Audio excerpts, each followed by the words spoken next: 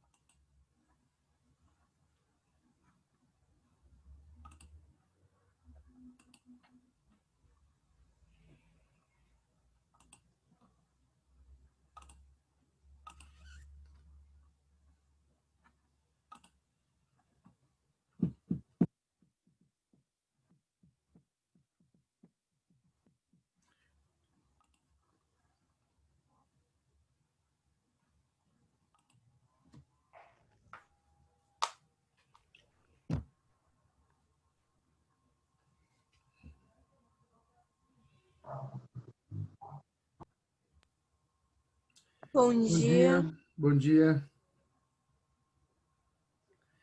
Pessoal, hoje está sendo entregue as apostilas lá na escola, tá? Para vocês.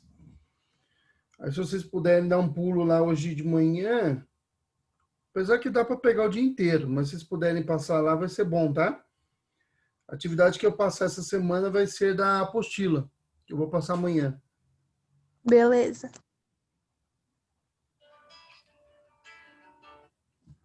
Bom, temos aí pouca gente, mas tem vocês quatro já. Eu não vou enrolar mais não. A Amanda está chegando agora. Eu vou começar a aula, porque assim eu honro vocês também que chegaram no horário, tá bom? E aí o pessoal for chegando, eu vou admitindo aqui na sala, beleza? Pessoal, vamos lá então. Nós falamos na aula passada fizemos uma revisão rápida, né? Rápida e corrida, deixa eu fechar um pouco aqui que eu estou bem iluminado aqui, diminuir um pouco a luz. Sobre o Revolução Industrial, falamos um pouco sobre darwinismo social, falamos sobre todo o percurso desde enfim, da expansão comercial europeia, a descoberta no ouro do Brasil, as relações comerciais entre Portugal e Inglaterra, a Revolução Inglesa, para vocês poderem entender por que a Inglaterra investiu em infraestrutura e educação ao invés de gastar o dinheiro, torrar o dinheiro. Vimos também que com o desenvolvimento na infraestrutura, navios de guerra, marinha mercante, na educação, a Inglaterra conseguiu desenvolver a máquina a vapor e iniciar a primeira revolução industrial, tá? Não demorou muito para que ela chegasse na segunda revolução. E aí eu falei para vocês, né? Inglaterra, França, todos eles entram na segunda revolução industrial.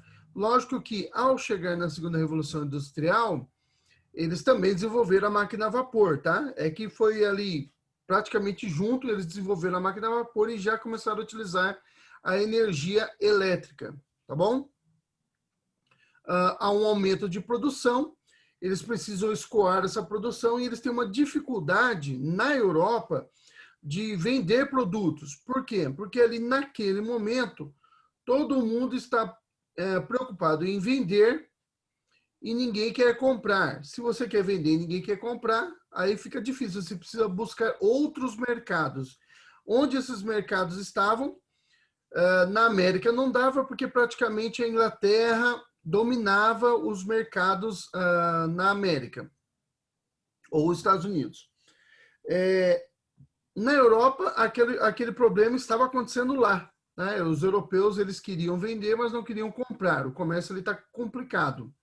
Não é que não haja nenhuma relação comercial entre eles, existe, mas é muito pouca, tá?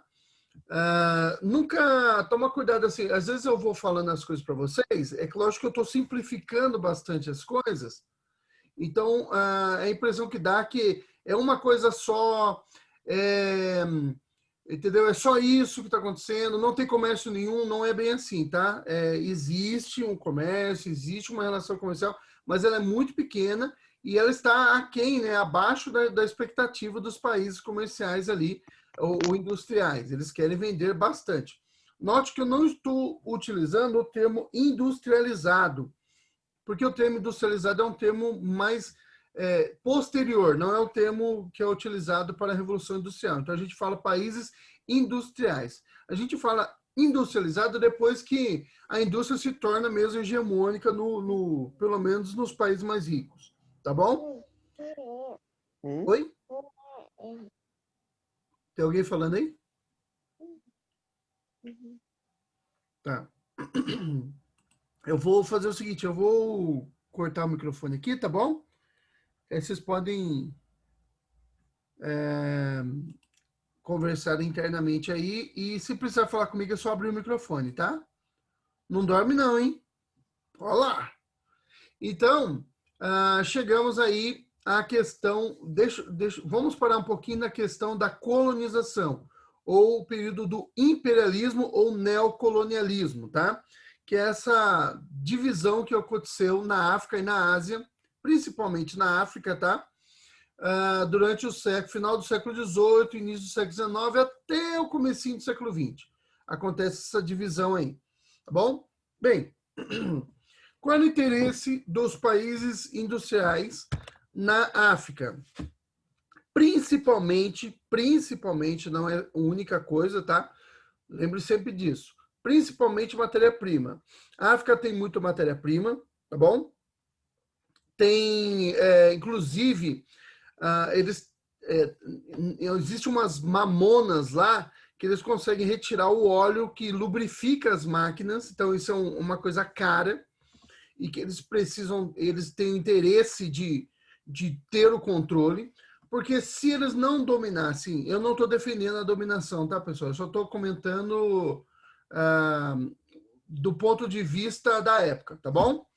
Se eles não dominam as fontes de matéria-prima, os vendedores de matéria-prima, quem tem essas matérias-primas vai determinar o preço da matéria-prima. E isso acaba encarecendo o produto posteriormente. Tá? Quanto mais caro você paga pela matéria-prima, pelo trabalho e tudo mais caro fica o produto no final, tá? O produto final. E aí fica mais difícil as pessoas comprarem. Então, o interesse das empresas europeias, norte-americanas, japonesas e tudo mais, era que esse produto ficasse cada vez mais barato, para que mais pessoas pudessem comprar e aí ele ganhasse mais dinheiro, tá? Não adianta você colocar um preço muito alto e ganhar muito num produto só, mas vender um só. Compensa você colocar pouco, o preço menor, e vender bastante, tá bom? Vender bastante. Até porque, quando está caro, tem gente que não vai comprar nada. Então, se estiver barato, você vai vender para quem tem pouco. Se tiver, entendeu? Vai vender muito para quem tem muito dinheiro, mais ou menos para quem tem mais ou menos de dinheiro, uma quantidade razoável de dinheiro, e vai vender pouco, mas vai vender para quem tem pouco dinheiro. Então, quanto mais barato o produto for, mais dinheiro você vai ganhar. Só que, lógico que as empresas elas não querem perder do seu lucro. Então, elas precisam reduzir no processo produtivo. Tá? Ela tem que reduzir custos em todas as pontas ali da produção. Desde a da compra da matéria-prima até a venda, até a venda. Beleza? Bem, e na Ásia? Qual é o interesse na Ásia? Principalmente, não é o único, porque também eles têm matéria-prima, por exemplo, a seda. Tá? É uma matéria-prima que é encontrada em abundância na Ásia, na Índia, na China, tá bom? Então, assim, mas o que eles têm, o maior interesse que eles têm na Ásia é o interesse de mercado consumidor, principalmente na China, tá bom? A China é o ponto ali mais interessante para os europeus, até para os japoneses, para todo mundo quer vender na China, tá? Isso vai levar, inclusive, a uma guerra, a chamada Guerra do Ópio. Essa é uma questão bastante interessante. Os ingleses, eles queriam vender produtos na China, no século XIX, e eles tinham dificuldade para entrar com seus produtos na China. Eles já tinham dominado a Índia, mas a China era forte, ela conseguia resistir aos ingleses. Então, o que os ingleses fizeram? Se não dava para vender tecidos na China, além do mais, a China ela mantinha o monopólio do seu comércio, ela só permitia o comércio em 2 portos e era muito rígido esse controle de mercadorias que chegavam à China. O que os ingleses fizeram? Começaram a vender drogas, tá? Uma droga chamada ópio. É uma resina tirada de uma flor chamada papula, tá? Eles tiravam essa resina e vendiam. Não foram os ingleses que inventaram o ópio. Inclusive, o ópio é uma droga do Oriente, tá? Eles só aprenderam a fazer, descobriram que existia essa droga, aprenderam a fazer e começaram a vender na China, tá? Drogaram os chineses, viciaram os chineses no ópio, e isso acabou levando a China a uma guerra, tá? Contra a Inglaterra. Uma guerra que os chineses perderam, tá bom? Por que perderam? Porque os soldados, os comandantes do exército chinês, eles eram viciados também. Então, durante o dia eles lutavam. À noite eles iam nos navios ingleses comprar droga. Então, eles não tinham tanta vontade assim de vencer aquela guerra, porque se eles vencessem a guerra, eles sabiam que o ópio ia parar, tá? Então, isso foi uma guerra, assim, um ponto vergonhoso da história da Inglaterra aí, um dos, né? Não foi o único. Também não é só a Inglaterra que tem do que se envergonhar. Todos os países, em algum momento, fizeram algo vergonhoso na sua história. Alguns fizeram muitos, tá bom? E a China acabou se rendendo. O imperador chinês chegou a escrever cartas para a rainha Vitória, que era a rainha inglesa da época, mas na Inglaterra a rainha não mandava, né? Eles não entendiam muito bem essa questão de o imperador chinês ele mandava de fato na China, mas a rainha da Inglaterra, embora a rainha Vitória tivesse bastante influência no parlamento, quem governava mesmo era o parlamento, tá bom? Essa história aí foi só para vocês, só para passar para vocês um ponto aí um ponto vergonhoso aí desse período um dos muitos, né? Desse imperialismo aí, tá bom? Bem, países que chegaram atrasados nessa corrida, principalmente Alemanha e Itália, eles vão conseguir, a Alemanha consegue até um pouco mais do que a Itália, algumas colônias na África. Mas as colônias elas não eram colônias muito importantes. A África foi praticamente toda dividida. Se você observar o mapa africano, você vai ver que as linhas africanas, as linhas fronteiriças africanas, elas são todas praticamente retas, tá? A impressão que você dá é que alguém colocou a régua ali e foi riscando fronteiras. É interessante você notar isso, porque fronteiras normalmente não são assim, tá? Se você for olhar as fronteiras europeias, por exemplo, elas são até aqui mesmo na América, tá? Na América central para baixo, tá bom? Do México para baixo. Porque ali a fronteira entre o Canadá e os Estados Unidos ainda também é meio que traçada na régua, porque foi feita em acordo, né? Mas as fronteiras normalmente elas são feitas através de um rio demarca a fronteira, tá? Então, rios eles não são retos, né? Eles são acidentados. Então, as fronteiras são acidentadas, o que a gente chama, né? Elas não são retas. Uma montanha forma uma fronteira, tá? Então, fronteiras normalmente são todas acidentadas. Na África, você vai ver que as fronteiras são basicamente... Deixa eu desligar aqui meu celular. Aqui. São basicamente todas retas, tá bom? Isso é devido aos acordos que foram feitos.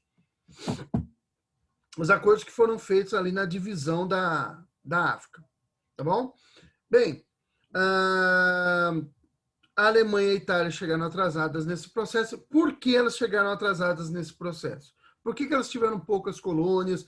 Por que elas não tinham colônias importantes? Por que a Alemanha e a Itália, que são, se você for pensar, são regiões que há muito tempo estão ocupadas, estão organizadas, elas chegaram atrasadas. Porque a Alemanha e a Itália, elas passaram por um processo igual, tá? Até porque elas eram a mesma região. elas pertenciam à região do chamado Sacro Império Romano Germânico, que vinha da Alemanha, descendo, passava pela Suíça e chegava na Itália, tá bom? Então, toda essa região aqui era um território só, teoricamente. Porém, os imperadores do Sacro Império Romano Germânico, eles não tinham um controle rígido da região como a gente pode imaginar. Eles não tinham tanto poder assim naquela região. Então, assim, o que acabava acontecendo é que cada micro-região ali, cada estadozinho ali, vamos pensar como se fosse o Brasil, tá? Só para comparar. Digamos que ali a região, os muitos estados ali fossem igual aos estados aqui do Brasil. Então, São Paulo, ele tem autonomia em relação, teria muita autonomia em relação ao governo federal, entendeu? Tanto é que o governo federal não conseguiria mandar lá. Então, era assim que acontecia na Alemanha e na Itália. Cada cidade-estado italiana, ela era praticamente quase que independente do império. Tá? O império não conseguia mandar ali de fato. Então, a relação ali era bem complicada. Essa ideia que a gente tem de reinos absolutistas, de que o rei mandava e controlava, isso aí foi em poucos momentos da história que aconteceram, tá? Em algumas regiões do mundo, e não é hegemônico esse negócio, esse processo, não é sempre que acontece. Na maioria das vezes, os senhores de cada região, os duques, eles mandavam muito no seu território e o rei não mandava nada, tá bom? Vários conflitos aconteceram por causa disso, tá? Bem, enfim, a Alemanha e a Itália, quando os estados alemães se unificam ali sob o controle da Prússia, tá? Se unificam, se tornam a Alemanha, o Império Alemão, e aí a Prússia deixa de existir, e aí vira o Império Alemão, tá? Só alemão. Aí sim você começa a ter um controle mais rígido ali do Estado, ali, aí forma o país Alemanha, tá? Antes você tinha a região da Alemanha, agora você tem um país chamado Alemanha. Eles têm uma identidade nacional, eles têm uma fronteira, eles têm uma bandeira, eles têm um hino, entendeu? Essa coisa de identidade nacional. Eles, a partir daquele momento, eles não falam assim, olha, eu sou de Wittenberg. Não, ele fala, eu sou um alemão, tá bom? Então essa é a ideia de criação de nacionalidade, conceito de nacionalidade. A Suíça se forma como nação também, né? Um pouco antes até da Alemanha e da Itália. E na Itália, os estados, e é lógico que isso não foi, tanto na Alemanha quanto na Itália, não foi um processo pacífico, tá? Tiveram vários conflitos. A Itália também, mais ou menos na mesma época que a Alemanha, que está acontecendo na Alemanha, acontece na Itália. Os estados, as cidades ali italianas, desculpa, as cidades-estados italianas se unificam e formam o país chamado Itália, o Império Italiano, né? O Reino da Itália. Ali também eles agora têm um país, um hino nacional, eles têm uma bandeira, eles começam a se identificar como italianos e não mais como florentinos ou como venezianos, tá? De Veneza, de Florença, disso que eu estou falando, tá? Napolitano, de Nápoles. Não, agora eu sou italiano. Eu até posso morar em Nápoles, mas eu sou italiano. Cria essa consciência. Quando isso acontece, tanto a Alemanha quanto a Itália, eles se industrializam rapidamente. Na verdade, o norte da Alemanha e o norte da Itália já eram industrializados. E aí eles conseguem fazer com que o país inteiro se industrialize nos dois locais, tá bom? Independentes. Um não tem nada a ver com o outro, a não ser que o processo está acontecendo mais ou menos na mesma época, tá bom? Não pense que a Alemanha e a Itália eram o mesmo país. Não é mais o mesmo país, não é o mesmo império mais, tá bom? Agora são independentes. Um não tem nada a ver com o outro, só que o processo está acontecendo mais ou menos na mesma época, tá bom? Bem, e aí eles começam a industrializar. A Alemanha, nesse período, ela se industrializa e se torna muito forte, tá bom? Ela se industrializa muito, supera a França e ela começa a competir de igual para igual com a Inglaterra. A Inglaterra se sente ameaçada pela Alemanha, tá? E a Alemanha está querendo colônias. Por quê? Na Europa é difícil manter o comércio,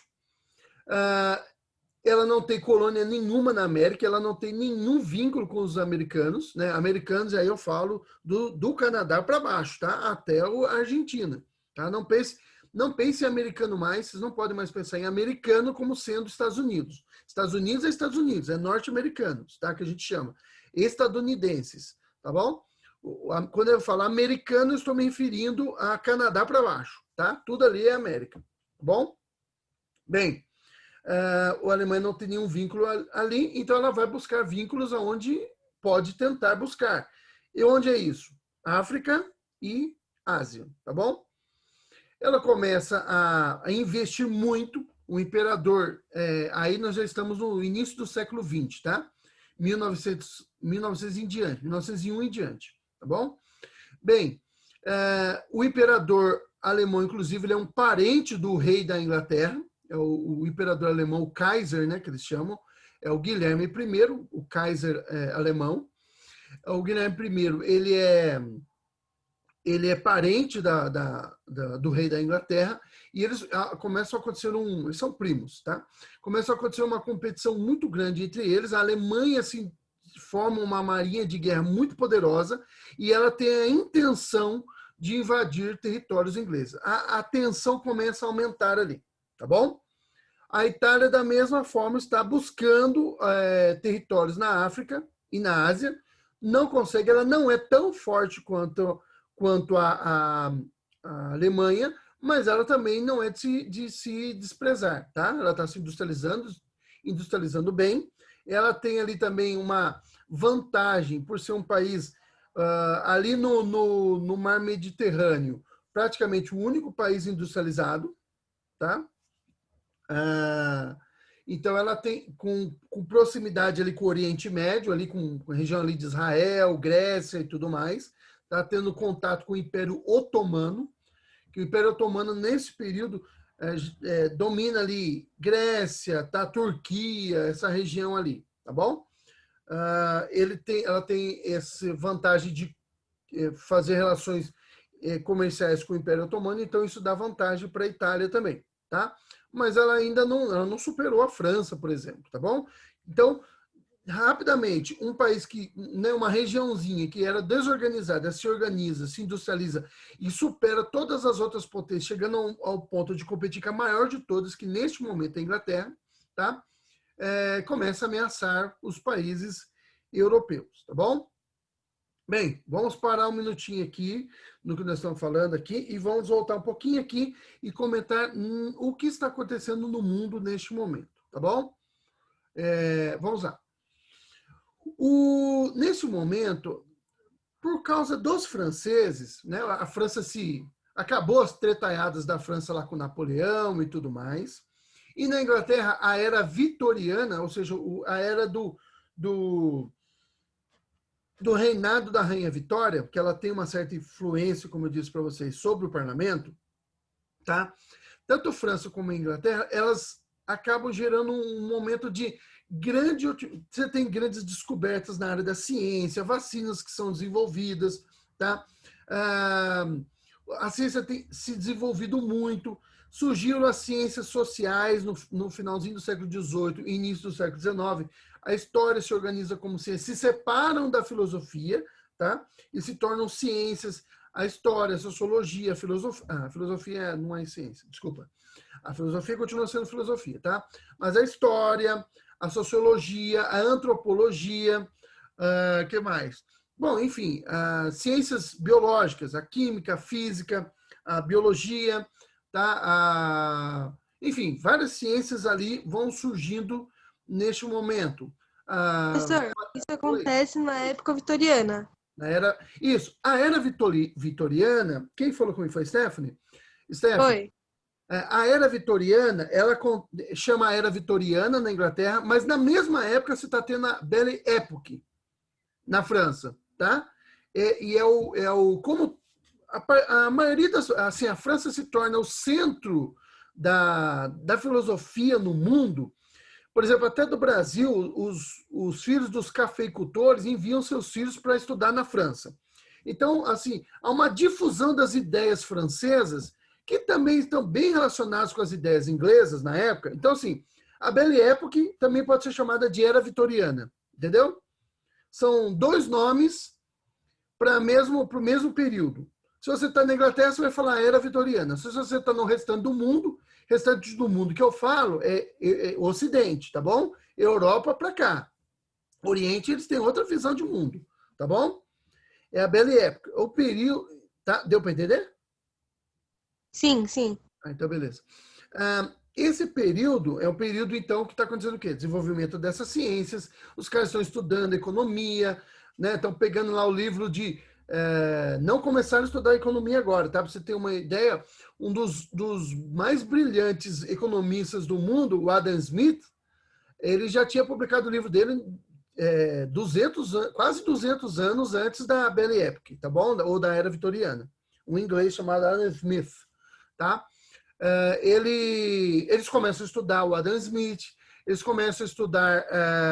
aí você tem o período do Karl Marx, tá? Que o Karl Marx está desenvolvendo as suas teorias de desenvolvimento da história, das sociedades, tá bom? Não vou fazer juízo de valor nenhum, tá? Só estou comentando, tá bom? Então, não vamos entrar nessa questão e ficar discutindo se estava certo ou se estava errado. Vamos só focar aqui no que está acontecendo. Então, Karl Marx e o Engels, né, que é o parceiro dele, o parceiro no sentido de colega, aliado dele, tá? Os dois trabalham juntos. Estão desenvolvendo as suas teorias.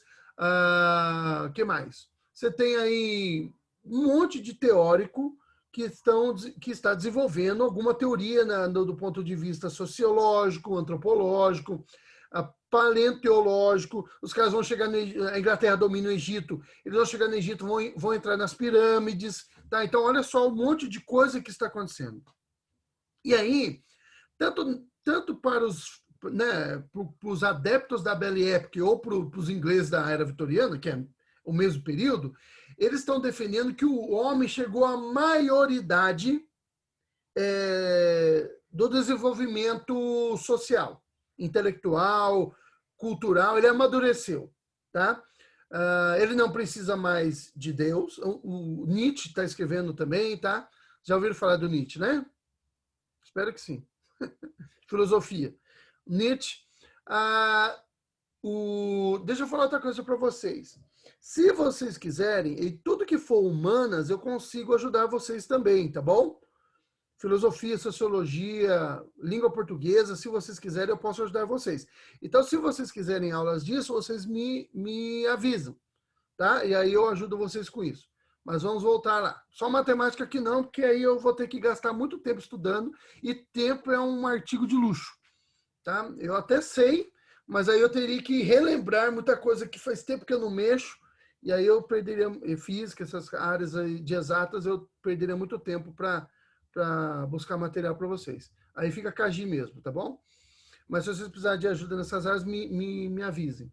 E aí a gente pode tentar combinar aí algumas coisas desse tipo. Mas vamos voltar aqui para a nossa história. Professor, só admite que você é de humanas, professor. Não precisa dar desculpa. Mas por incrível que pareça, eu sou bom de matemática. Só que assim, faz muitos anos, tipo assim, uns 20 anos que eu não mexo com matemática, entendeu? Então, assim, eu começando a ficar velho, 40 anos, sabe como é que é, né?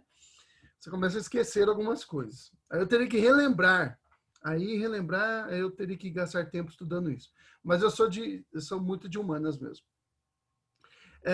Mas vamos lá. Mas é sério, tá, pessoal? Se vocês precisarem de ajuda, é só dar um toque. Tá bom?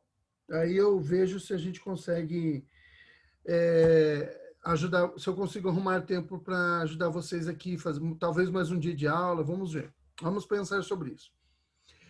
Se vocês precisarem também, se não precisar, beleza. Mas vamos voltar para a Belle Époque. Eles acharam que tinham alcançado a maioridade intelectual. É como assim, o que eles estão dizendo? Antes do século XIX, nós éramos adolescentes, a humanidade era adolescente, tá? Pensa aí no sentido filosófico da coisa. E aí, adolescente, ou antes disso, eles vão traçar lá, né? Na Idade Antiga nós éramos crianças, então a gente ficava brigando com pauzinho, com lancinha, com espadinha. Aí a gente chegou na adolescência, continua brigando ainda. Mas agora que a gente é adulto não fica brigando à toa. A inocência deles, né? Adulto briga à toa também. Mas aí, olha a inocência deles, né? Mas eles achavam que estavam arrasando. Nós não vamos brigar mais, nós chegamos a uma era de paz, de prosperidade. O homem não precisa mais brigar, ele pode sentar numa mesa e negociar. Olha as ideias, tá? Pessoal, faltam 10 minutos. Quando acabar os nossos 10 minutos aqui, eu fecho a sala e já abro de novo, tá bom? Não foge, não. Volta aí todo mundo. Somos eu mais 8. Voltem os 8 aí, tá bom? Mas vamos lá. Então, nós chegamos a essa era de prosperidade, nós não precisamos mais lutar, não vai ter mais guerra. Bom, isso é para vocês notarem a ironia. Enquanto isso está acontecendo, nós não vamos lutar mais, nós chegamos à era de paz e prosperidade, nós estamos com a ciência avançada, nós não precisamos nem de Deus mais, tá? Rejeita Deus, o Nietzsche, né, chega a decretar a morte de Deus. Deus morreu, tá? Lá no livro dele, Assim Falou Zaratustra, ele chega a decretar a morte de Deus, e isso, muita gente não leu o Zaratustra, só leu a frase. O Nietzsche, ali, quando ele escreve isso, ele mesmo admite que agora estão perdidos. Mas vamos lá. Enfim, não precisamos mais lutar, e agora nós chegamos à era de prosperidade. Ao mesmo tempo que isso está acontecendo, o que eles estão fazendo? O que a Inglaterra, a França, a Alemanha estão fazendo? Estão desenvolvendo novos tipos de armamentos, estão desenvolvendo novos tipos de navios de guerra, estão desenvolvendo submarinos. O avião que acabou de ser, está acabando de ser criado, ele vai ser introduzido também na indústria bélica, ainda não, mas vai ser durante a guerra. Tá? Eles estão se preparando para uma guerra. Então, olha o descompasso do discurso. O discurso fala, nós chegamos na paz, não precisamos mais lutar. Só que ao mesmo tempo você está falando o quê? Deixa eu me preparar, porque daqui a pouco vem guerra aí. Tá? Então, assim... Foi a Inglaterra, a Alemanha e quem mais, professor? Alemanha, França, tá todo mundo, Itália, tá bom? Praticamente todos os países industriais, tá? Quem são os países industriais nesse momento? Os principais. Inglaterra, vamos falar na Europa, tá? Inglaterra, França, Rússia, apesar que a Rússia era não era uma potência, era assim, um país militarmente muito fraco, tá bom? Mas está lá, se preparando. Tem um exército gigante, não tem arma. Você precisa de uma arma para cada 10 soldados, tem um rifle para cada 10 soldados, mas você tem lá um monte de soldado, tá bom? Mas vamos lá. Alemanha, Inglaterra, França, Itália, tá? Todos esses países estão se preparando. Áustria, Império Austro-Húngaro, tá bom? Áustria e Hungria formam um império só. Eles estão se preparando para uma guerra. Beleza? Então, se você está falando de paz que nunca mais você vai precisar lutar, por que você está se preparando para uma guerra? Né? Tá vendo aí o problema no discurso? Tá bom? Outra coisa que havia também, tá? Isso era um problemão. Os alemães, eles criaram na verdade, não criaram nesse momento, mas eles começou com a formação do Estado alemão, né, do Reino da Alemanha, do Império Alemão, começou a ressurgir um negócio chamado pan-germanismo. O que era o pan-germanismo? Pan é uma palavra grega que significa totalidade, tá? Eles defendiam que os povos de origem alemã na América Central precisavam se unir e formar uma grande Alemanha, tá? E aí você tinha um problema ali, tinham povos alemães na Áustria, tinham povos alemães na Polônia. Esse pessoal não ficou parado, né? Em toda a história, esse pessoal se movimenta. Movimentação de povos é a coisa mais normal do mundo, tá bom? Até o cigano, pra você ter uma ideia, eles são povos nômades, mas eles sempre se movimentaram. Ninguém sabia, até pouco tempo atrás, de onde vinham os ciganos. Até que descobriram, por causa de estudo da semântica, da língua, eles descobriram de onde que os ciganos vinham. Eles vinham da região ali próxima da Bulgária. Eles descobriram isso porque olha que coisa interessante, o estudo da língua pode revelar para você, do idioma. Eles tinham uma determinada árvore que os ciganos eles não têm nome para ela. E aí eles investigaram aonde na Europa não tinha aquela árvore. Eles pegavam o nome emprestado de outros povos para nomear aquela determinada árvore.